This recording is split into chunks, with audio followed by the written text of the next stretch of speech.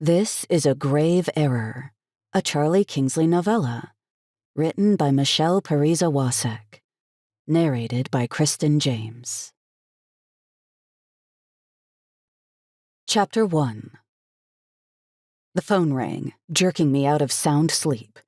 I fumbled for the receiver, the blood roaring in my ears, fighting the immediate panic. Was it Annabelle calling with some sort of terrible family news? Did something happen to my niece or nephews? "Charlie, it's Dana." I blinked in confusion, so sure I was going to hear the voice of my sister on the other end of the line that I didn't know how to process the new information. "Dana?" I asked cautiously, my voice thick with sleep as I glanced at my clock radio. "It's 2 in the morning. "I know it's late, but it's an emergency." "Emergency? What kind of emergency?" "It's Cyndi. She was attacked." Here, Dana paused. "By a gargoyle." "A gargoyle?" I was searching my memories for anything gargoyle-related in Redemption, but the only thing coming to mind were the statues in the graveyard. How was she attacked by a gargoyle? Did it fall on her? She breathed hard through her nose. "It's too complicated to explain. Just come over and bring your bag." What are you talking about?" "You know, your bag with all your medicines in it." "My what? I don't have medicine. I have teas." "Oh, you know what I mean. Just come over. Hurry." "Dana, I'm not a doctor," I said, but I was talking to a dial tone. She had hung up. I replaced the receiver, trying to get my head around what just happened. I looked over at Midnight, my black cat, curled up next to me in bed. He stared back at me, his green eyes glowing faintly in the dark room. "I grow herbs and flowers," I said to Midnight. "I make teas. Sometimes I make tinctures. Since when do gardeners and tea and tincture makers get emergency middle-of-the-night phone calls?" Midnight's tail twitched, disrupting the covers. "Am I really supposed to show up at my client's house at 2 in the morning with a bag full of herbs?" His gaze didn't waver. "This is ridiculous," I said. "I should call her back and tell her I'm not coming. I can go see her and her daughter in the morning." Midnight yawned, showing an impressive array of teeth. I could almost hear his response in my head. "But there are gargoyles, Charlie." Gargoyles. I sighed and flung the covers back. "I can't believe I'm doing this," I muttered as I headed for the bathroom. I splashed cold water on my face, more to wake myself up than to wash it, and stared at myself in the mirror. My hair, which was a color somewhere between blonde and brown, was every which way. I sighed again, grabbing a comb to try and straighten it out. It always became unmanageable when it rained, and late October in Wisconsin offered a surprising amount of it. Frustrated, I gave up and pulled it back into a ponytail. I studied myself, wondering if I should take the time to put on some makeup. Dark circles ringed my hazel eyes, but more concerning were the tiny crow's feet that were starting to fan out from my temples. I was only 32, way too young to start seeing the marks of age on my face. Yet, there they were.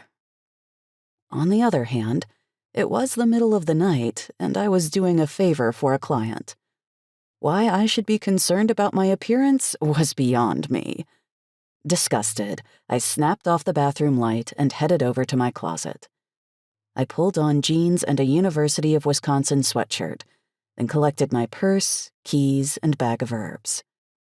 Shaking my head, I headed for my car. Chapter 2.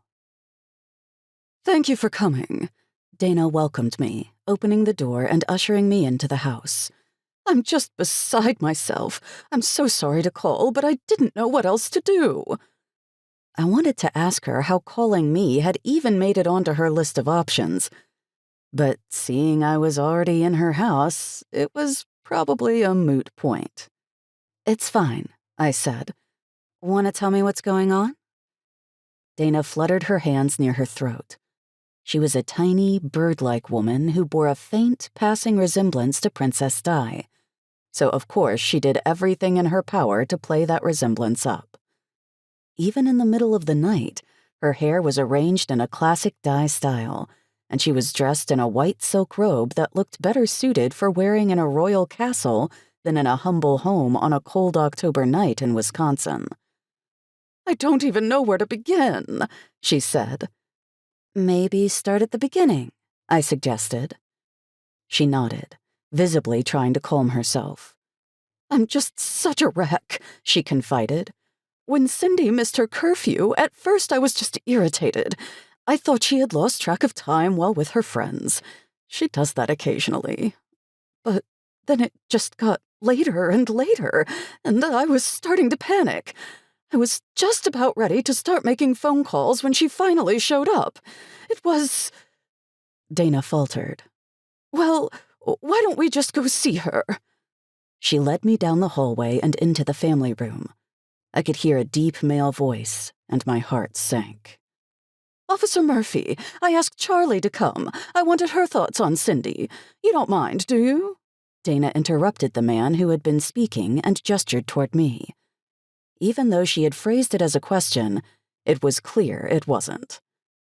Officer Murphy glanced up, his eyes narrowing as he met mine, a faint frown touching his lips. He was a big, grizzled man who had been on the force long enough to know when someone was lying to him, even if he was not quite sure what the lie was, never mind able to prove anything. "Charlie," he said. "Nice to see you." His tone implied the exact opposite. "Nice to see you, too," I said, forcing my voice to be as neutral as possible. While I knew he could never prove anything, I also thought it was prudent to not antagonize him. Best to be as friendly and helpful as possible. "Kind of late for a house call," he said. "Cyndi is injured," Dana jumped in. "The sooner Charlie can get her started on the right herbs, the faster she'll heal." Murphy's eyebrows shot up. "You're practicing medicine now, Charlie?" I gave Dana the evil eye. "No, that would require a medical license, which I do not have." More emphasis for Dana, who looked completely unperturbed. "I'm simply an herbalist who makes yummy teas that people take great pleasure in drinking, and sometimes they even make them feel better." Murphy didn't sound convinced.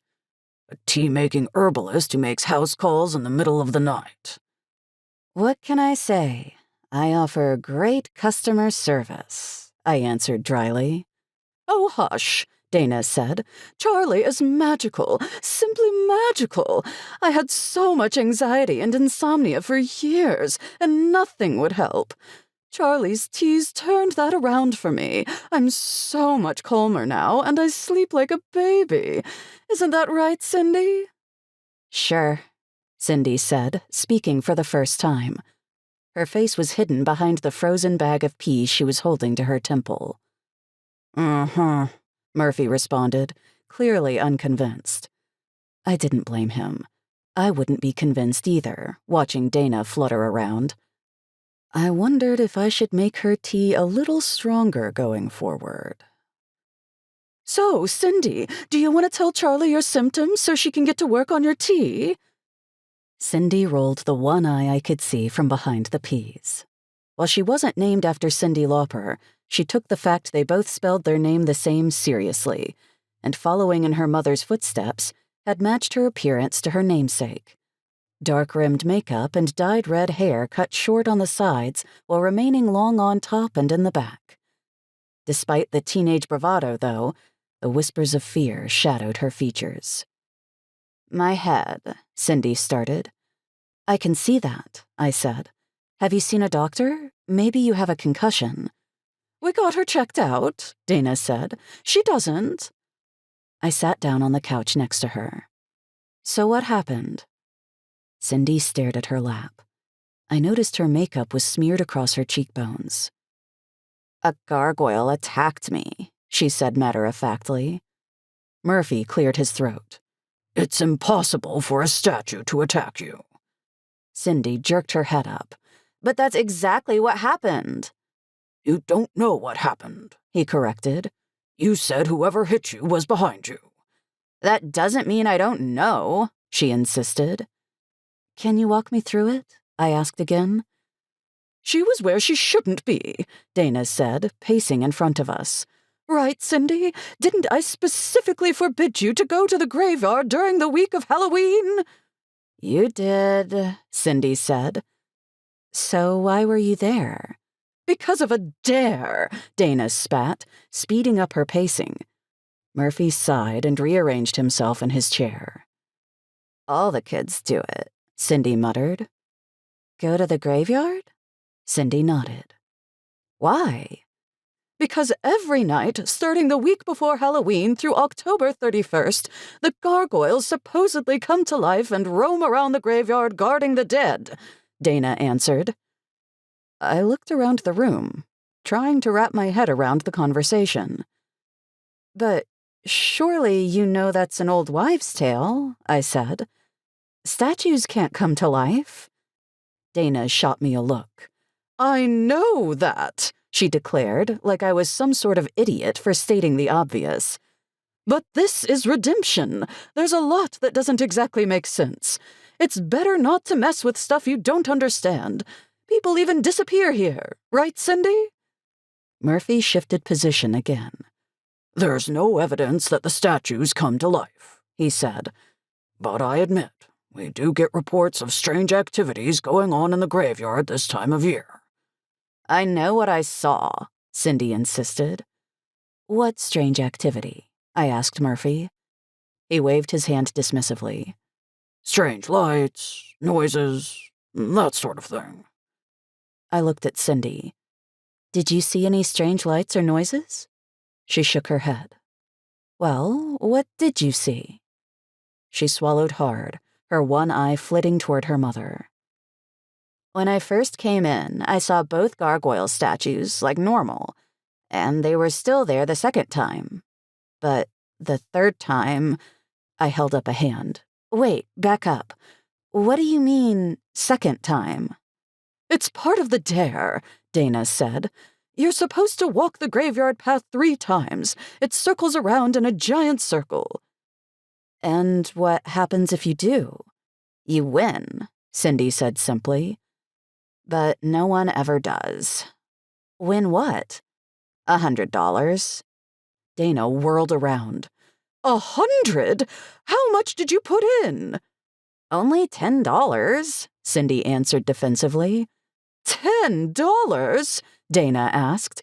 "I thought you were saving your money for a new stereo. Why are you throwing away $10? "Wait a minute," I interrupted. "I'm lost again. Who gives you $100? Cyndi licked her lips. "Everyone who wants to try puts money in the pot. This year there were 10 of us, so we each put in $10. "And you're telling me that, with $100 at stake, no one finishes?" "Most of the time they don't even get around the graveyard once. It's harder than it sounds," Cyndi said. "This is incredible. $100 to walk around a graveyard 3 times? Can anyone get in on this, or is there an age limit?" I couldn't resist. "You don't get it," Cyndi tried again. "First of all, you have to do it at midnight. This year, because there were 10 of us, we started at 11. But you can't use a flashlight or anything. It's pretty dark." "How do you know the gargoyle was gone then, if you didn't have a flashlight?" Cyndi licked her lips, her one eye darting around again. "The moon is pretty bright. Although, honestly, it doesn't matter. You can always see in the graveyard, no matter how dark it is." "What, it has lights?" Cyndi shook her head. "You just can." Murphy shifted again in his seat. "It's because the light reflects off the gravestones," he said. "Nothing supernatural." Cyndi rolled her eye. I was still thinking about the $100. So, what happens to the money if no one wins?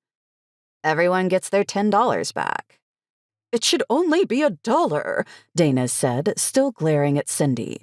Maybe 5. You shouldn't be wasting $10. No one ever wins anyway, Cyndi said. I thought it was worth a shot to get the 100. So that is why you did this, Dana said. You wanted it for your stereo. Oh, I can't believe it. You were supposed to earn that money by working, not by winning a bet. If I had made it around the 3rd time, I would have earned that money. Trust me, Cyndi fired back. I put my hand up again. Okay, let's go back to what happened. So you saw the statue, and then you didn't. Cyndi nodded. You can see the statues really clearly. So when I first walked in, I saw them. And when I circled around the 2nd time, they were still there. But the 3rd time? She paused, hesitating. That's when I saw one of them was gone. Murphy sighed. Why didn't you leave right then? I almost did, Cyndi said. But I only had to go around one more time. I thought if I hurried, I could make it. But instead, the statue attacked me. But you didn't see the statue attack you? She glared at me. Now you sound like him. She gestured to Murphy. No, but I know what I felt. I was on the path near the mausoleum when I heard a clank. It was heavy, like the sound you'd imagine a statue would make if it stepped onto a path. I whirled around, but there was nothing there. Then it hit me in the side of my head. She moved the bag of peas to show me, revealing a noticeable lump. Then what? I blacked out. The next thing I remember is being dragged out by Jeff and Tara. I'm going to have to speak to their parents, Dana muttered. The doorbell rang, interrupting whatever it was Dana was going to say next. That's probably Weil, Murphy said, starting to get to his feet. Dana waved him down. I'll answer it. You stay there. She walked out of the room, her heels clicking on the hardwood floors. Weil? As in Officer Brandon Weil? I asked, trying to quell my new inner panic. Could this night get any worse? The very same, Murphy said. I sent him out to investigate the graveyard and see what he could find out. My first run-in with Weil had been a few months before over a misunderstanding. It had eventually gotten sorted out, but I wasn't particularly looking forward to another encounter. I contemplated getting up right then to leave. I was still mulling over how Dana would react when she appeared, her heels clicking merrily as Weil followed behind her. He did a double take when he saw me. Charlie, what are you doing here? Apparently, Charlie does emergency house calls, Murphy answered dryly. I didn't realize needing tea constituted an emergency, Weil added. Oh, hush now, Dana said. Her teas are magical, and Cyndi might need a little magic right now. No doubt, Weil said, clearing his throat. He was clearly none too pleased to see me. He was the polar opposite of Murphy, with his thick head of dark hair, dark eyes, high cheekbones, square-cut jawline, and lean build. It must have been misting at the graveyard, because his hair was damp and his uniform stuck to his broad chest. Any luck? Murphy asked. Nothing obvious, Weil said. But it's still pretty dark. I'll go back when it's light out. Did you find the gargoyle? Dana asked. Yes, ma'am, he said.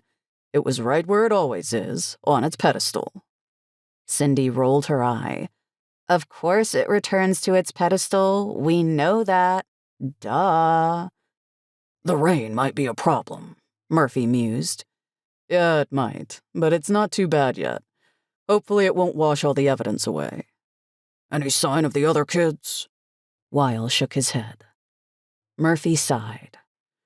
Okay, we'll need to call them in the morning and set up interviews, see what they saw. He stood up. Is that it?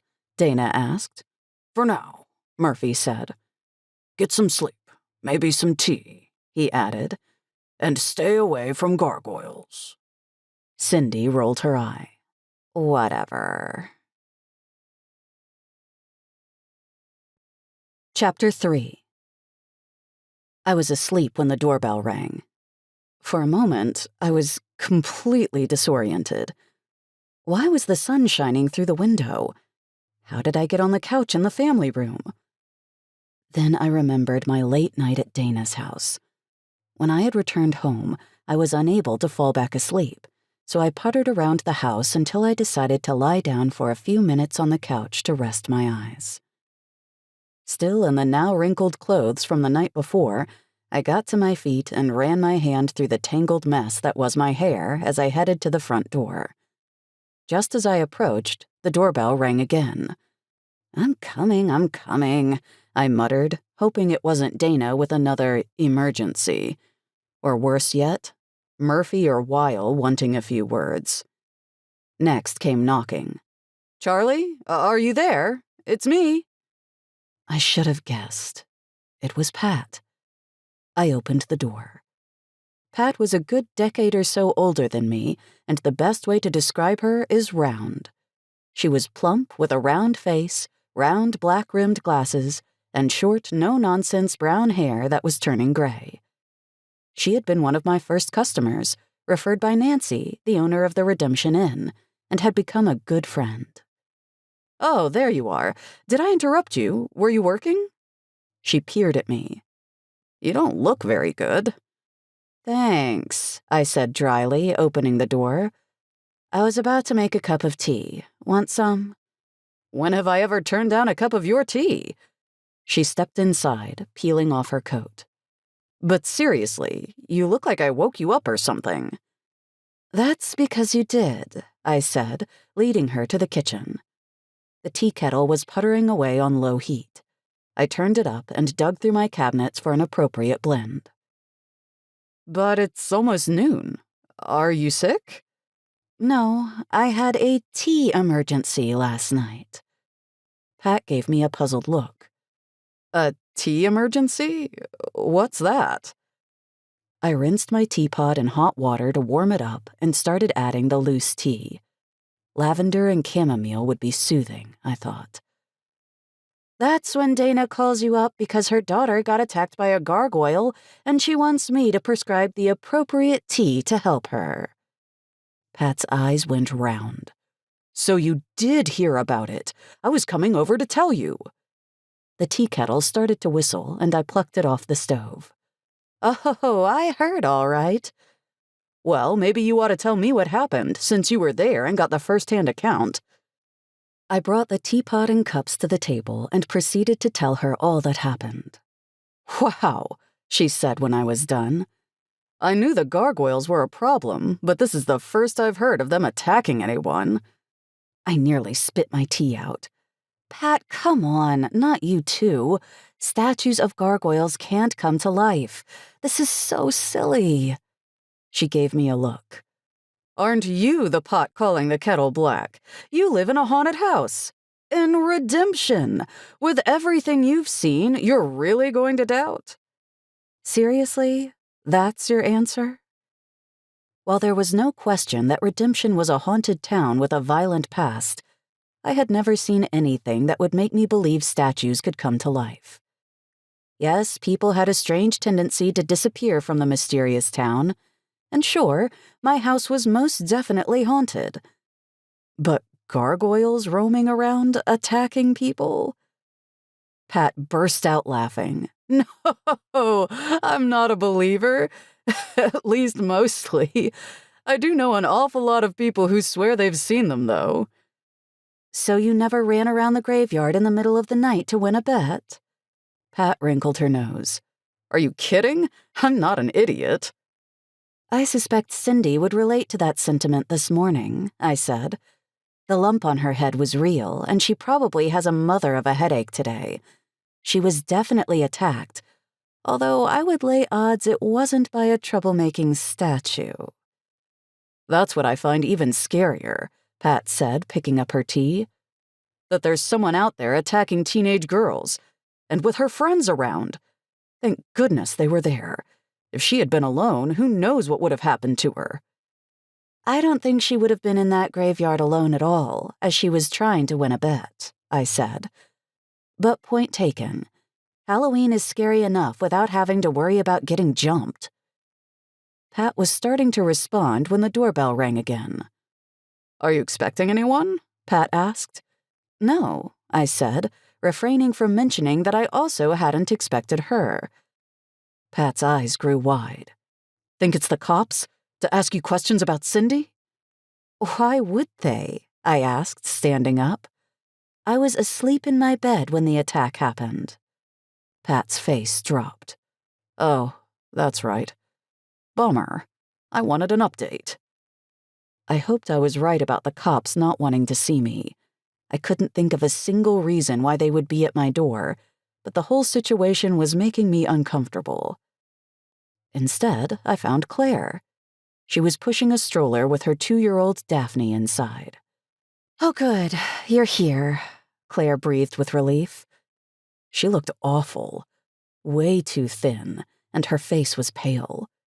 She had pulled her oily hair into a ponytail and sported dark circles under her eyes. Daphne, in contrast, looked healthy and happy.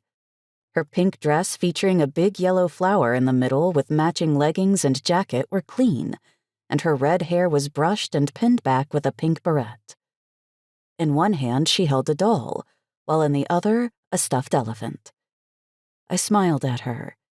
She didn't smile back, her hazel eyes remaining solemn as she studied me. Is everything okay? Come in. I held the door wide open so she could navigate the stroller inside. Claire was my first friend when I moved to Redemption, which was nice because she only lived a couple of blocks away. We still hung out when we could, although since the birth of her daughter, those times were few and far between. While I of course expected some of that, after all, it is a huge adjustment becoming a new mom, I intuitively felt something more going on. Claire just didn't look well. It had been 2 years, yet it didn't seem like she'd recovered from the pregnancy and birth. In fact, it almost seemed like she was regressing. I was worried. Are you sleeping? I asked. Do you need a fresh batch of tea? No, I have plenty, she started to say before noticing Pat in the door. Oh, I didn't realize you had company. I can come back. Nonsense, Pat said. I'm hardly company. There's a pot of tea in the kitchen if you'd like a cup. I saw the longing in Claire's eyes. I think there may be a homemade chocolate chip cookie or two in there, too, I added, and Daphne's eyes brightened. Well, Claire said, staring down at her daughter. A cookie probably wouldn't hurt. Daphne's face lit up. I went back in the kitchen for another mug and the cookies as Claire removed her and Daphne's coat. She left Daphne in the stroller, sharing in a low voice that it was easier that way, as we wouldn't have to chase her around. I handed a cookie to Daphne and a mug to Claire. So what's up? Claire sighed and rubbed her forehead. There's something in the air, something dark. I'm having a lot of trouble sleeping, and I'm not sure what to do. It's probably the gargoyles, Pat opined. Claire dropped her hand with a thud. Gargoyles? You remember the gargoyles? It's the week before Halloween. Claire closed her eyes. Oh, of course. Plus, they're even more peppy than usual, it seems, Pat continued, seemingly oblivious to the strain on Claire's face. While talking about gargoyles seemed harmless, I was a little concerned Claire wasn't in the proper mental state. Cyndi, that's Dana's girl, was attacked. Claire's eyes popped open. Attacked? By a gargoyle? Yep, Pat said cheerily, proceeding to tell Claire the entire story while I went into the kitchen to make another pot of tea. Claire definitely looked like she could use a few cups. That's dreadful, Claire said faintly when Pat was done. Was it my imagination, or had she turned a shade paler? I pushed her tea closer to her, and she obediently took a drink. Yes, Someone out there is taking advantage of a local legend to hurt people, I said. I hope the police can find whoever it is. Especially with Halloween just a few days off, Pat said. Parents want to feel safe taking their kids trick-or-treating. Claire clutched her mug. I don't think it's that simple. Oh no. I tried to hide my distress. What do you mean? You don't believe statues are coming to life and roaming around? I tried to make it sound like a joke. No, Claire said, but she didn't sound as sure as I would have liked. I'm thinking it's something a little more dangerous. Dangerous? Pat asked. What do you mean? I don't know, Claire answered. I can't quite put my finger on it, but there's something not right. Something else is going on. I'm just not sure what. Wait a minute. I put my mug down, suddenly hit with inspiration. Are you thinking maybe someone is using this haunting as a cover? Maybe a distraction from what's really going on? Claire's gaze shifted to me. Yes, she said. I think that might be exactly right. But what? Pat started to say when the doorbell rang again. Claire jumped. My word, Pat murmured. It's like Grand Central Station here today. I got up.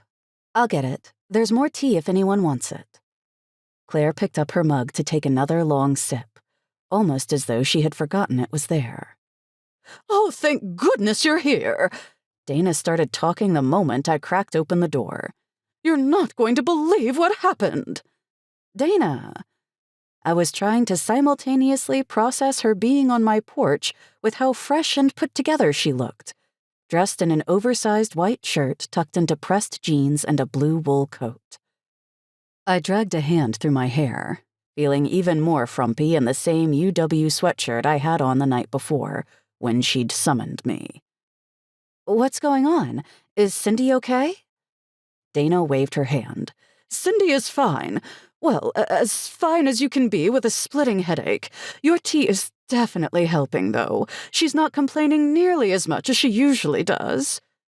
Well, that's good, I guess, I said. Dana! Pat had come up behind me. I just heard what happened to Cyndi. Is she okay? She's fine. That's not why I'm here. Well, what are you doing standing out there? Come in and tell us. Slightly bemused, I stepped back to let Dana in as Pat told her there was tea if she'd like a cup. Are you kidding? A cup of tea would be perfect, Dana said, hanging her coat on the coat rack as I headed back to the kitchen for another mug. I was beginning to think I was either going to have to start investing in more mugs or hope for less unexpected visitors. Dana greeted Claire and Daphne. Claire gave her a strained smile, and Daphne regarded her suspiciously, her face covered in chocolate and crumbs. I slipped her another cookie as I handed the mug to Dana. So what's going on? Pat asked. Dana let out an exaggerated, dramatic sigh. It's the cops, she said. What about them? They're not investigating. What do you mean they're not investigating? I asked. Last night they said they were going to talk to all the kids who were there. Surely they're working on that now. Dana shook her head. When I called Officer Murphy, he said they had talked to all the kids and no one saw anything. How did they know Cyndi was attacked then? I asked. Apparently, Cyndi let out a little scream when she was hit. Some of the kids heard the scream and a thump. They didn't go in immediately, though. Instead, they called out to see if she was okay. When Cyndi didn't answer, the four of them went in and found her lying on the path, so they carried her out. Did anyone see if the gargoyles were still there? Pat asked. Murphy didn't say anything about the gargoyles, Dana said. Well, just because the kids didn't see anything doesn't mean the investigation is over, I said. Didn't Weil say he was going to check out the graveyard again today? Yes, but Murphy made it sound like they really weren't finding anything. He even asked if it was possible that Cyndi hit her head against a tree branch. I guess she was found near one of the old oak trees. Does that sound like someone who is still investigating? Dana looked around the table at each of us. But she had a lump on the side of her head, I said. How could she have done that to herself? If she ran into the tree, wouldn't the lump be on her forehead? Dana pointed at me. You see what I have to deal with? Pat shook her head. Honestly, what are our taxes paying for? There's someone running around loose right around Halloween hitting teenagers on the head, and the cops are doing nothing. Yes, Dana said excitedly. I knew you'd understand. Who are the kids with Cyndi? Pat asked. Maybe we should go talk to them, since the cops don't seem interested. Dana started ticking the names off her fingers. Okay, so there was Kim and Jeff. Jeff, Pat said, furrowing her brow. The Lancaster kid? Yes, him. Wasn't he the one who flushed a firecracker in the elementary school's toilet? That's the one. Pat shook her head, staring into her tea.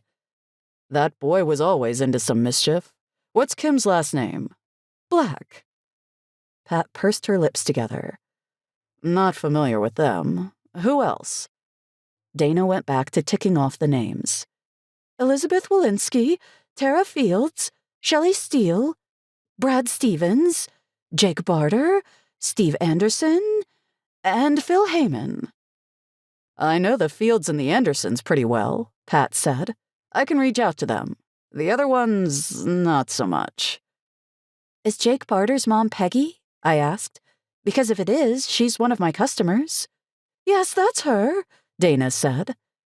Daphne chose that moment to start fussing, and Claire stood up. I better go, she said. It's time for Daphne's nap, and I really should be getting home anyway. I'll walk you to the door, I said, getting up. Claire nodded goodbye to Dana and Pat as she negotiated the stroller through the house. I realized she hadn't said a word since Dana sat down. Are you going to be okay? I asked her in a low voice. She didn't immediately answer, her focus on navigating the stroller through the front door. Once Daphne was safely on the porch, though, she turned toward me. Her hazel eyes, the spitting image of her daughter, were huge in her face. Be careful, she said. I felt a cold chill run down my spine. Me? Why do I need to be careful? I'm not planning on running around any graveyards. I don't know any specifics, but whatever is going on has something to do with you. I stared at her. Seriously? What could it possibly have to do with me? She shook her head. I don't know. Just be careful. With that, she turned around and carefully eased the stroller down the stairs. I stood in the doorway for a few minutes, watching Claire push the stroller, her too big coat flapping around her. The sun was out, but the air still had a nip to it. What on earth could a teenage prank have to do with me? Claire had to be mistaken. She wasn't well. All you had to do was look at her to see that. Still. I turned and went back into the house. Pat, Dana, I called out as I started hunting for my shoes. I heard the scuffing of the chairs, and Pat's face appeared at the doorway. What's up? Get your coat, I said. We're going to the graveyard. Chapter 4. Here it is, Pat said, pulling into the mostly empty parking lot. There were only 2 other cars there. Dana had to go home to check on Cyndi, so it was just Pat and me. But she did make us promise to call with an update. During the day, the place was definitely picturesque, with gently rolling hills, huge old oak and maple trees, and lush, thick green grass peeking out between piles of still vibrant red, yellow, and orange leaves. Near the top of one of the hills, the 2 gargoyles stood guard near a crypt. I got out of the car and walked over to the huge ornate black gate that surrounded the graveyard. On the other side, a walkway wove around the graves before disappearing over a hill. The air was damp, filled with the scent of decaying leaves and rich earth. That's the path? I pointed as Pat joined me at the entrance. She nodded. Yeah, see how it disappears from view? That's why it's easy to feel like you're all alone on it. Between the hills, the graves, and the trees, there's huge portions of it that can't be seen from outside the gate. So what's to stop someone from pretending to do the 3 laps? Couldn't you just walk in far enough to be out of sight from the gate and then circle around? Well, you'd basically have to cut across the entire graveyard to do that. See how far the paths are? And you'd probably be seen if you did. From what I understand, if there are enough kids, some of them will position themselves at the halfway mark near the mausoleum. You'll see it. The path curves near a second gate. The rest of the kids would be stationed here, so the person doing the laps would need to pass both checkpoints. Makes sense. Okay, I guess the next step is to walk it and see if we find anything. I took a few steps into the graveyard and realized I was alone. I turned around. Pat was still standing at the entrance. You coming? Her face blanched. I thought I'd look around outside. You know, walk around the perimeter and see if there's anything the cops missed. I crossed my arms. Seriously, Pat? It's still light out. I pointed at the sun. I thought the gargoyles only move around at night. Pat shifted from one foot to the other. That's true, but it's still the week before Halloween. I'd feel a little more comfortable staying out here. So what happens if there's a funeral? You just wouldn't go? Pat snorted.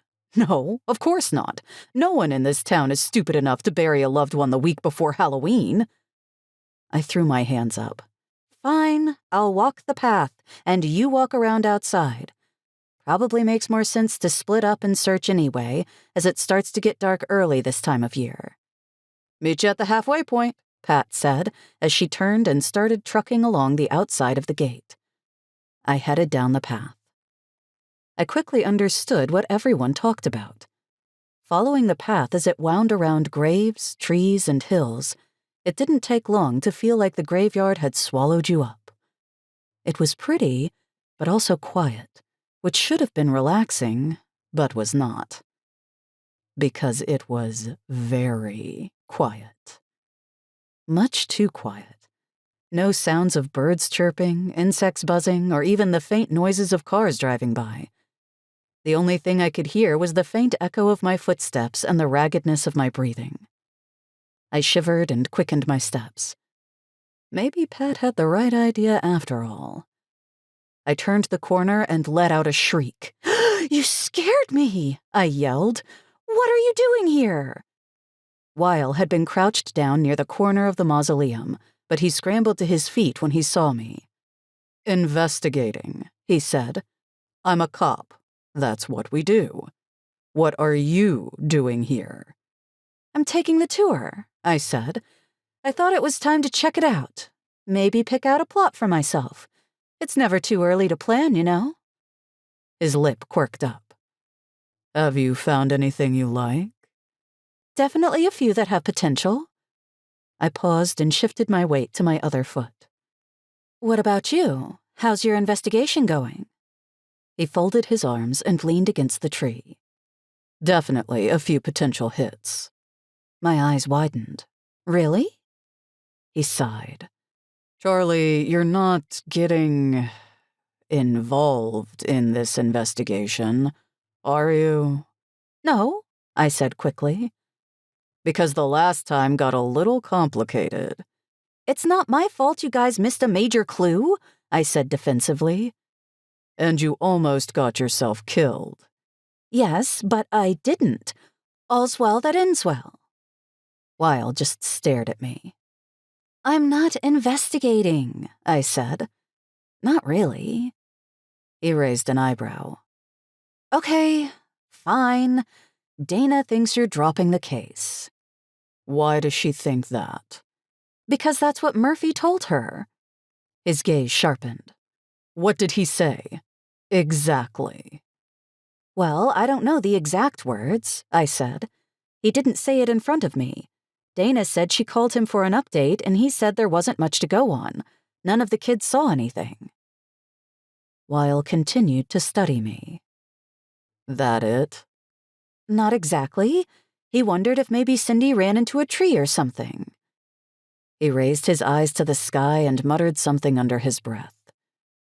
It's true that we don't have much, he said, and it's certainly possible Cyndi got spooked and ran into a tree. But it doesn't make sense, I argued. Did you see where she hit her head? Maybe she turned it at the last second before running into the tree. It's possible. She said she thought there was a gargoyle following her. My turn to study him. But you don't buy it. I didn't say that. What do you think happened? He shrugged. I don't know. What I do know is there have been some rumors about a drug-dealing gang moving into town. My blood turned to ice. I looked away, trying to keep my expression neutral. I thought the gangs left when the lone man standing burned down. Wiles' expression was blank as he watched me. That's what we thought as well. And it may be just a rumor, but it occurred to me that, if I wanted to establish an illegal operation, taking advantage of a local legend might be a good way to get a foot in the door. You think they attacked Cyndi because she saw something? Maybe, he said. Or maybe they were trying to send a message, make everyone think the gargoyles are not only walking around, but attacking people, so they stay away. I had to admit, it made a certain amount of sense. On the other hand, it could backfire, I said. What if there's more attention paid to the graveyard instead of less? Wouldn't this gang think of that? Criminals aren't always the sharpest tools in the shed, he said. I wouldn't assume they thought through their strategies the way they should have. What Wiles said made sense, but still, there was something that just felt off about his theory. It seemed just a little too neat and tidy. Be careful. Claire's words echoed in my head, and I shivered again. Weil noticed. Cold? A little, I said. I probably should have grabbed a warmer jacket. Weil looked like he was going to answer when Pat's voice cut through the graveyard like a knife. Charlie, are you okay? Where are you? What's going on? Weil jerked his head toward Pat's voice. Who's that? Pat, I said. He shot me an exasperated look. Pat who? You know, Pat, I said. I'm fine, I called out. Give me a moment. He looked at me in disbelief. You brought a sidekick? I wouldn't go that far, I said. She's just checking the exterior. Unbelievable, he muttered. Where are you? Pat yelled. I'm not sure. Where are you? I'll come find you. By the gate. Just keep walking. I started marching down the path, ignoring Weil following me. You really should leave investigating to the professionals, he said. It seems to me you're the only professional taking this seriously, I replied sweetly. I would think you'd welcome the help. He muttered something under his breath. Pat was standing by the edge of the fence, tapping her foot impatiently. What took you so long? Did you see— Oh, hello, Officer Weil. Oh, Pat Barron, he said, shooting me a dirty look. I should have known. What are you doing here? Well, there's no way I was going in there, she said. Thank you very much. Weil opened his mouth and then closed it, like he had just given up. Charlie, I found something, Pat said excitedly. Weil gave her a hard look. What? I asked. Over this way, she said, gesturing as she walked. By that clump of trees on the other side of the gate. There's a pile of cigarettes and a crushed can of beer. I'll show you. Probably just kids messing around, Weil said, but the way his gaze sharpened belied his neutral tone. She gave him an irked look. Only one beer can? For 10 of them? Along with only 4 cigarettes? Maybe you didn't find the rest. Pat let out a huff. Maybe you cops need to do a better job searching. Look! She parted the grass. Don't touch anything, Weil snapped. I know, I watch detective shows, Pat snapped back before turning to me. See where it's located? Weil seemed to understand what Pat was getting at, but I was lost. I don't understand. Remember how I told you there would be a halfway checkpoint? She nodded toward where she had been standing. That was the checkpoint. This is something different. I glanced at the two locations, feeling uneasy. So, you think someone might have been standing there the whole time watching them? I asked. And they wouldn't have seen it? Remember, they don't use flashlights, Weil said. I think someone could definitely stay out of sight. But the smoke, I said. Don't you think they would have smelled it? You don't know when those cigarettes were smoked, Pat said. It could have been before they got here, which is what I'm thinking. Someone stationed themselves here early to wait. That explains a few cigarettes and a cold one. I looked at Weil, but his expression gave nothing away. I wasn't liking where this was going at all. And you think he might have slipped inside the gate at one point to attack Cyndi? I said. Pat beamed. Exactly. Be careful, Charlie. Claire's voice echoed in my head again. The sun went behind a cloud as a cold wind kicked up. I shivered again. Weil noticed. Maybe you two should think about heading back home, he said. I'm going to need to call this in. I want to get it processed before it gets any darker. Normally, I would protest being dismissed like that, especially since we were the ones who found the clue. But I was feeling more and more uncomfortable. If you think you can handle it, I said. Weil gave me a look. I think we have it covered. He moved over to the gate, holding it open so we could leave. Thanks for your help. We can take it from here. Definitely a dismissal. I could see by Pat's face that she wasn't any happier than I was, but she didn't want to be there when it got dark any more than I did. Glad we could help, I said, as Pat and I turned to hurry toward our car. Chapter 5. Really? Another gang in redemption? We barely got rid of the last one, Pat said as we drove back to my house. I know. Why here? Pat continued. I mean, I get why there was one when the lone man standing was around. That place was bad news, and Red was even worse. I swallowed.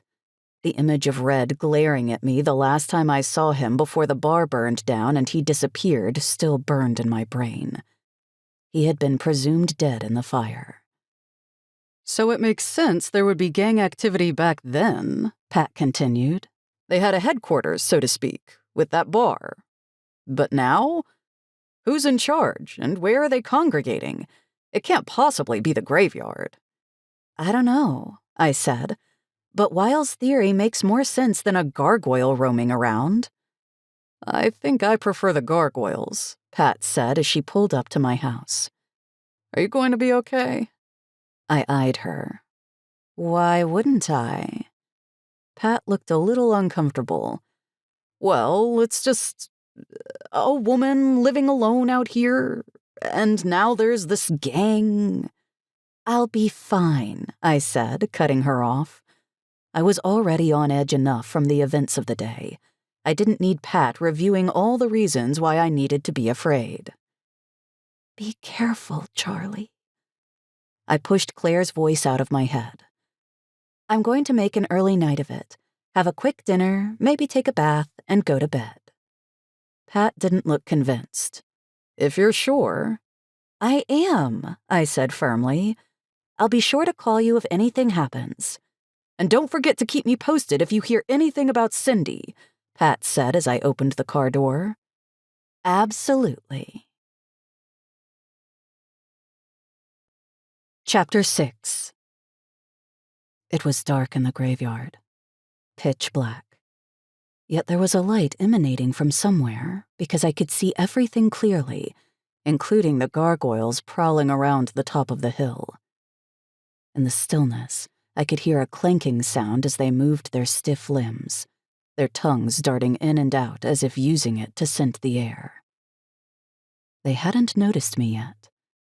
Maybe there was still time to get away. I hurried down the path, ducking my head so they couldn't see me. Beside me, the grave markers cast huge shadows against the ground, and the naked tree branches stretched out their limbs as if to grab me. I had to move faster. I had to get away. Suddenly, a tree root appeared out of nowhere, almost as if it had just snaked across the path, and before I could stop myself, I tripped on it. I flew forward, slamming headfirst into something hard. White-hot pain cracked across my skull, and I collapsed in a heap. I lay there, breathing heavily, trying to get my bearings. Had the gargoyles heard me? I couldn't tell. I forced myself to sit up, to try and see what I had crashed into. A gravestone covered in blood. Was the blood mine? I couldn't tell. I touched the top of my forehead, and it came back wet. Yet other than that burst of pain, I felt nothing. Did I have a concussion? Maybe I needed to get myself to the hospital. I tried to get my limbs to work, but I was clumsy and slow, like being underwater. I reached out toward the gravestone, intending to use it to pull myself to my feet, but my hand began brushing the blood away on its own accord. A name emerged under the bright red liquid. Isn't blood supposed to be black in the moonlight? Why was it so red? R.I.P. Red. My eyes widened. Red's grave. Or at least, I hoped it was his final resting place. Somewhere, faintly, I heard laughter. My blood curdled. It sounded just like Red's. There was a sudden clank behind me, and I whirled around expecting to see Red standing there, one of his black heavy metal t-shirts stretched over his belly, an insane smile spread across his lips. But it wasn't Red. It was one of the gargoyles. It hissed at me, except I heard a bell. A church bell? What church rings its bell in the middle of the night? It smelled funny, too, like burnt potato chips. It raised its talon to smash me into bits as the ringing grew louder and louder. I awoke with a gasp. It was dark. The phone was ringing, and the smell of burnt food was even stronger. For a moment, I was completely disoriented, fully expecting the gargoyle to rear up in front of me, wings spread and talon extended. My vision finally came into focus, and I realized I had fallen asleep for the second time that day on the couch in the den. Man, I was getting old. Except this time, dinner was burning in the oven. The phone was still ringing, so I stumbled to my feet. I snatched up the receiver as I fumbled for my oven mitts. "Oh, thank goodness. I was hoping you're home." It was Claire, and she sounded breathless. "Yeah, I'm here," I said, opening the oven and trying not to cough as a waft of smoke hit me. "What's up?" "There's just something not right. I can't figure out what's going on." "Well, Weil thought there's a gang starting back up here in Redemption." I tucked the receiver between my chin and my shoulder and finally managed to get my poor, burned tuna noodle casserole out of the oven. Sighing, I stared at the damage. I had wanted something that was quick, easy, comforting, and hot, to warm the chill in my bones from the graveyard before I headed off to bed. I wondered if it was salvageable. Maybe I could just scrape off the potato chips. Claire sucked in her breath. "How do you know that?" "He told me." "He told you? When?" "Earlier today." Claire was sounding more and more frantic, and I had a feeling hearing that I went to the graveyard might make things worse. "Charlie?" Claire's voice was sharp. "Did you go to the graveyard today?" I can't believe this. I told you to be careful." "I was careful. It was during the day. Plus, I had Pat with me." "Oh, Pat," she said with disgust. "Like she would be any help. She probably stayed outside the gates while you went inside." I shifted uncomfortably. "Well, Charlie, you have to be careful," she insisted again. "I don't know what's going on, but something isn't right." The sound of Red's laughter seemed to echo through the house. I shivered. "Okay, I'll be careful." "You promise?" "Cross my heart," I said. I could hear Daphne chattering to Claire in the background. "Not now. Mommy is on the phone," she said before coming back to me. "I have to go. Be careful." I hung up the phone and stood there for a moment, listening to the silence of the house. It was so quiet and still. The only thing I could hear was the soft sound of my own breathing. It was actually too quiet, almost unnatural. Something felt off, and I glanced around me, half expecting to see someone standing there watching me. I had to be alone. No one would have snuck in while I was sleeping. Besides, the doors were locked. I would have heard something. Right? Be careful. I rubbed my eyes. My brain was still foggy from my earlier nap. Clearly, I wasn't thinking straight. What I needed to do was eat something and get a good night's sleep. Then tomorrow I could figure out what, if anything, I should do. The only decision I should make right then was what to do about dinner. I sadly regarded my casserole. Maybe there was a frozen pizza in the freezer. Or maybe I should order one for delivery. After all, it wasn't like I was about to go out again. Midnight strolled into the kitchen and sat down in front of me with an expectant look on his face. "I guess I can feed you while I try to figure out my own dinner," I said, picking up his dish. "Should I order a pizza or try and scrounge something else up?" Midnight stared at me. "I'm not leaving," I said. "Look, it's already dark outside." I gestured toward the window. "I'm going to have a nice, relaxing night at home." Midnight continued to stare. "I have no intention of leaving," I informed him. "No checking out graveyards in the dark. That would be foolish." Midnight flicked his tail. "Yes," I said, filling up his food dish. "Very foolish." Chapter 7. "I can't believe you talked me into this," Pat hissed at me. We were sitting in my car in the graveyard's empty parking lot. I was a little surprised myself that we were there. But no matter what I did, I couldn't shake the feeling that something was brewing, and the time to stop it was now.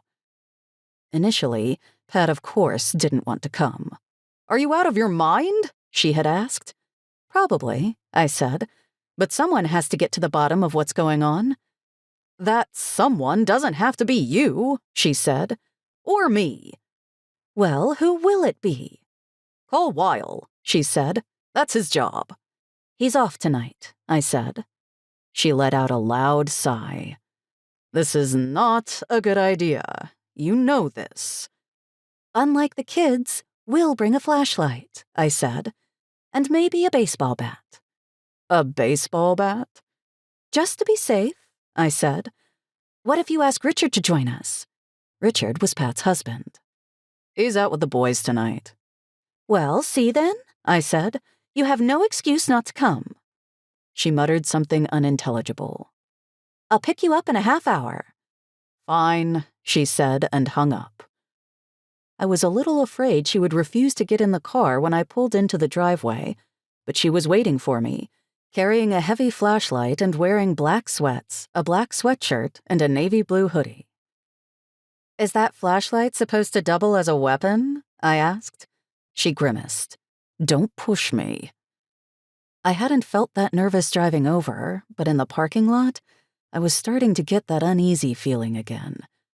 Maybe Pat was right, and I should have left well enough alone. Except Red's laughter still echoed constantly in my head. "Shall we get going?" I asked brightly, reaching into the back seat for my flashlight and baseball bat. "You were serious about the bat?" she asked. "Well, it's not like I have a flashlight that could double as a weapon," I said. She made a face. "You do know I have no intention of going inside."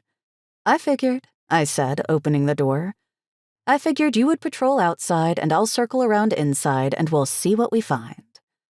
She muttered something under her breath as I slipped out of the car. The wind had picked up since the afternoon, and it gusted around me, howling through the empty branches and making the dead piles of leaves rattle like old bones. There was a cold, damp smell that reminded me of a crypt. The gate loomed in front of us, like Dante's entrance to Inferno. Abandon all hope, ye who enter here. I sure hope you know what you're doing, Pat said next to me. She was holding her flashlight with both hands in front of her. So do I replied. Well, the sooner we do this, the sooner we can go home. Straightening my shoulders, I marched forward before I lost my nerve. Pat trailed behind me. The gate was closed, but not locked. I pulled it open just enough to slip inside. Immediately, I saw what Cyndi was talking about.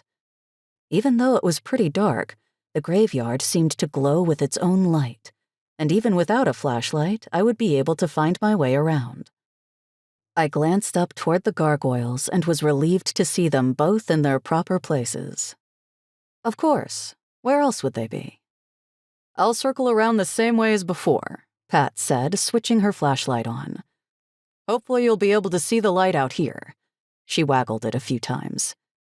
I switched mine on too. The beam seemed weak and ineffective, and I wondered if I should have put in fresh batteries. I had tested it at home, but suddenly it didn't seem nearly as bright, as if the graveyard itself had drained it. Hopefully you'll see mine as well. She nodded and gave me a hard look. You sure you want to do this? I glanced back at the gargoyles. Still there. No, I said, but since we're here, might as well. Okay. Yell if you see anything. She turned and started walking outside the perimeter. I headed up the path. Even though I had been there earlier, it felt completely different. It was like I had been transported into some sort of strange dystopian world where strange beasts lurked behind every rock, ready to pounce. Even the trees seemed to be watching me, waiting to snag me in their branches, never letting me go. By the time I had reached the halfway mark, I was done. I wanted nothing more than to get out of that graveyard. I was jumpy and on edge, trying to look everywhere at once. But even more than that, everything just felt wrong. Like I was somehow trespassing where I didn't belong. I completely understood why no one made it 3 times around. Charlie? Pat was by the fence, the light shining in a pool in front of her. Are you okay? I don't know, I said, making my way closer to her. How about you? Definitely ready to leave, sooner than later. Her face seemed greenish in the dim light, but maybe it was the flashlight's effect. There was a gate right in front of me. I could step out of it, and in less than 10 minutes, we could be safely in my car and heading home. But then I heard Red's laughter again, and I steeled myself. I needed to do it, at least once around. If he was back and starting a new gang, I had to know. Let me finish this lap and then we can leave, I said. Even in the dark, I could see Pat's face fall. I take it you didn't see anything? Not yet. Okay, let's keep going. Before I could change my mind, I turned and hurried down the path. It's going to be fine, I muttered to myself as I half-trotted, half-ran down the path. Besides, I'm being foolish. The dead can't hurt me, nor can statues of gargoyles. I rounded the corner, and something caught my eye. A flash of movement, like a figure darting out of view. Was there someone there? I quickened my speed, wanting to get a closer look. I was also suddenly acutely aware of my lack of a plan if I actually found someone. Threaten him with a bat while Pat goes for help? Or what? There was another flash of movement in front of me. There was definitely someone there, running away. I needed to get a closer look. Even if I didn't try to catch him myself, I needed something more than, there was someone running away from me in the graveyard, if I were going to go to the cops. I whirled around the entrance and, without thinking, glanced up at the gargoyles. They were gone. Both pedestals empty. I was so startled, my feet tangled up underneath me, and I crashed to the ground. "Charlie, are you okay?" It was Pat calling out. "What happened?" "The gargoyles!" I yelled. "They're gone!" "What?" I rolled over, trying to take another look, but the angle was all wrong. I was going to have to stand up. "They're gone!" "Did you see them moving around?" she asked. "Is that why you were running?" "No, I was running because someone else is in here." "Someone else? Hold on, I see something." "Pat!" I called out, but she was already gone. What now? Go after whoever was in the graveyard? Or look for gargoyles? I could almost hear the clanking as the statues lumbered after me, their tongues darting in and out of their mouths as they lifted their claws to swipe at me. "Jeff Lancaster!" It was Pat, her voice loud and clear.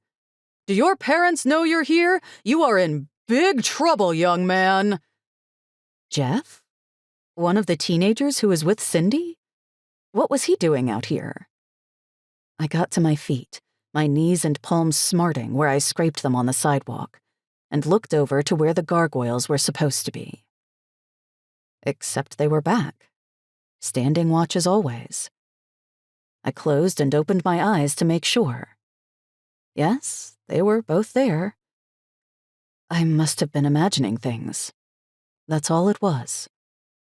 I could still hear Pat berating Jeff as I started limping to the front of the gate. Right before I stepped out, I took one last peek over my shoulder. The gargoyles were still there, just like always. Except, wasn't one of their heads more turned than normal? And was that a smirk on its face? No, I had to be imagining things again.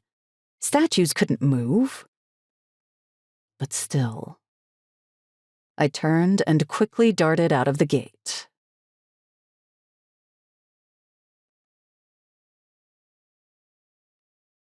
Jeff claimed he was trying to win the bet, Wiles said. We were standing outside the police station. I had some errands to run that afternoon, and at the last moment, thought I'd stop in to see if I could get an update. Pat had noticed a car parked on the street as she had patrolled the perimeter, which she hadn't thought much of until I started yelling about someone being in the graveyard. She claimed she recognized the car then, which I found difficult to believe with how dark it was, and went charging around to the other side just in time to see Jeff slip through the back gate. We stopped by the station on our way home so Pat could tell the cops what she saw. "I don't understand," I said. "There was no one else there. How was he going to win anything?" "He claimed he was going to prove it by taking pictures at the various checkpoints." "How was that going to prove anything?" "Well, he had a watch, so he was going to take a picture also showing the watch so they could see the time ticking by." I threw my hands up. "That makes no sense." Lyle blinked and took a step closer. "Wait, what happened to your hands?" I quickly dropped them. I had forgotten I had skinned them on the cement when I fell. "I had a fight with the sidewalk and the sidewalk won," I said. Lyle frowned. "You were in the graveyard last night, weren't you?" I gulped. Pat had told the cops she had been driving by and noticed the car in the street.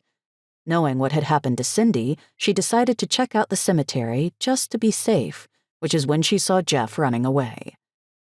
Neither of us thought the cops needed to know every single detail of that night. "Just muddies things up," Pat had said. Wiles shook his head as he muttered a curse under his breath. "Charlie, I told you to stay out of this. It's not safe." "From a teenager trying to win a bet?" "A teenager who attacked another teenager."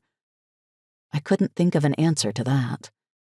"He says he didn't mean to hurt her," Wiles continued. "That he just wanted to scare her so she didn't finish. He was going to go next, and he claimed he really needed that $100. Even though the sun was out, it was still chilly. I folded my arms across my chest. "So you think he did it?" Yes, I think he definitely hit Cyndi on the head. Did he say why? Weil shook his head. I don't buy it, I said flatly.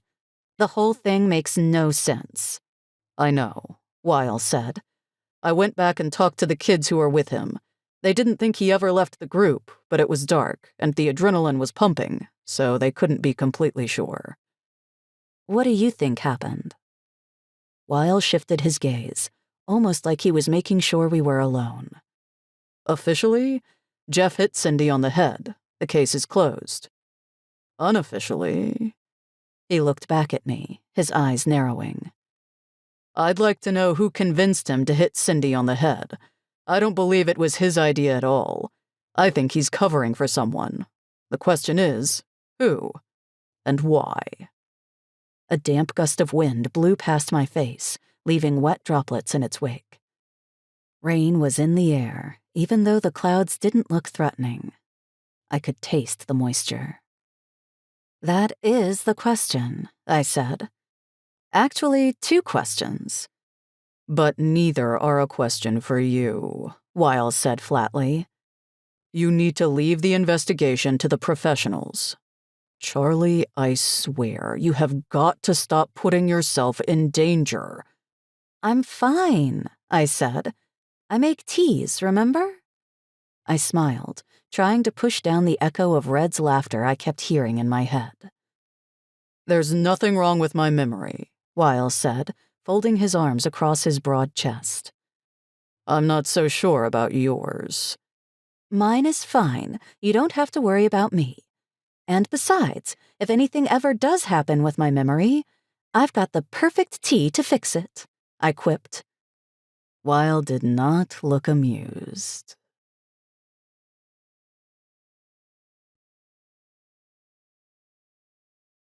Can't get enough of Charlie? I've got you covered. Keep going with Book 1, The Murder Before Christmas. A dead husband, a pregnant wife, a poisoned Christmas gift. Can Charlie discover the Grinch who stole Christmas? You can also check out exclusive bonus content for A Grave Error by joining the MPW Virtual Book Club. It's free to join. Just go to mpwnovels.com and click on Virtual Book Club. The bonus content reveals hints, clues, and sneak peeks you won't get just by reading the books, so you'll definitely want to take a look. You're going to discover a side of redemption that is only available in the book club. If you enjoyed A Grave Error, it would be wonderful if you would take a few minutes and leave a review and rating. I thank you, and other listeners will thank you, as your reviews will help other listeners find my books. The Charlie Kingsley Mystery Series is a spin-off from my award-winning Secrets of Redemption series. Secrets of Redemption is a little different from the Charlie Kingsley Mysteries, as it's more psychological suspense, but it's still clean like a cozy. You can learn more about both series, including how they fit together, at mpwnovels.com, along with lots of other fun things such as short stories, deleted scenes, giveaways, recipes, puzzles, and more. I've also included a sneak peek of The Murder Before Christmas. Keep listening to get started. So, Courtney, is it? I asked with what I hoped was a comforting and non-threatening smile.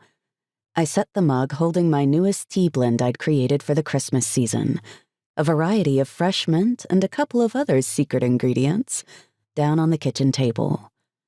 I called it Candy Cane Concoctions and hoped others would find it as soothing as it was refreshing. What can I do for you? Courtney didn't look at me as she reached for her tea.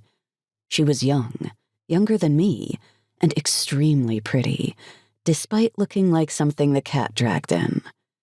And believe me, I know all about cats who can drag in. Midnight, my black cat, had presented me with more than my share of gifts over the years. Courtney's long, wavy blonde hair was pulled back in a haphazard ponytail, and there were puffy black circles under her china blue eyes. She was also visibly pregnant. Well, Mrs. Kingsley, she began, but I quickly interrupted her. It's Miss, but please call me Charlie. Her lips quirked up in a tiny smile that didn't quite reach her eyes. Charlie, then. I was hoping you could make me a love potion. I quickly dropped my gaze, busying myself by pushing the plate of frosted Christmas sugar cookies I had made earlier toward her, not wanting her to see my shock and sorrow. She was pregnant and wanted a love potion. This just couldn't be good. I don't actually do love potions, I said. I make custom blended teas and tinctures. What about Ruthie? Courtney asked. She claims those heart tinctures you made are the reason Bob finally noticed her. I gritted my teeth. When Ruthie's dad was recovering from a heart attack, I made a couple of teas and tinctures for him. Ruthie, who had a crush on her coworker Bob for years, was apparently so desperate for him to notice her that one day she decided to bring one of my tinctures to work and slip it into his drink. And apparently, shortly after that, Bob started up a conversation with her and eventually asked her out on a date. I didn't give Ruthie a love potion, I said. I gave her dad some tinctures and teas to help his heart. Courtney gazed at me with those clear blue eyes, reminding me of a broken-down, worn-out doll. Why don't you tell me a little bit about who you want this love potion for? I asked. That would help me figure out how best to help you. She didn't immediately answer, instead keeping her eyes down. It's for my husband, she said, her voice so low it was nearly a whisper. I could feel my heart sink to the floor. You think your husband fell out of love with you? I know he has, she said.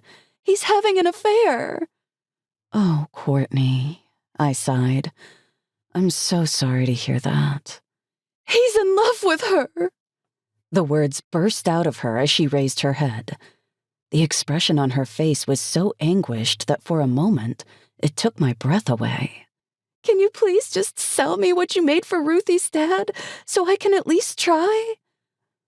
Whatever happened between Ruthie and Bob had nothing to do with one of my tinctures, I said flatly. I don't want to give you false hope. I really think your best course of action is to have an open and honest conversation with him about the affair. She was noticeably disappointed. It seemed to radiate out of every pore. I hated being the one to cause that, but I also wasn't going to sell her anything that could be misconstrued as a love potion. Not only for her sake, but my own. The last thing I needed was lovesick women showing up at my door to buy something that didn't exist. Okay, she said quietly as she ducked her head so I couldn't quite see her face. No love potion. How about the opposite? I looked at her in confusion. The opposite? Yes. Something that would kill him. My mouth fell open. Well, I'm sorry. Could you repeat that?